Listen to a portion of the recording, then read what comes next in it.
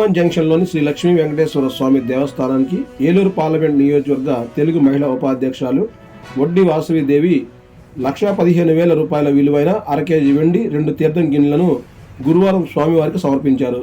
స్టేట్స్లో నివసిస్తున్న తన మనవడు పసుపులేటి మాన్విత సాయికృష్ణ 9వ పుట్టినరోజు సందర్భంగా ఈ వెండి తీర్థం గిన్నెలను స్వామివారికి భక్తి శ్రద్ధలతో అందజేశారు. ఈ సందర్భంగా స్వామివారికి ప్రత్యేక పూజలు నిర్వహించి అనంతరం దేవాలయ అర్చకులకు వెండి గిన్నెలను అధికారికంగా అందజేశారు.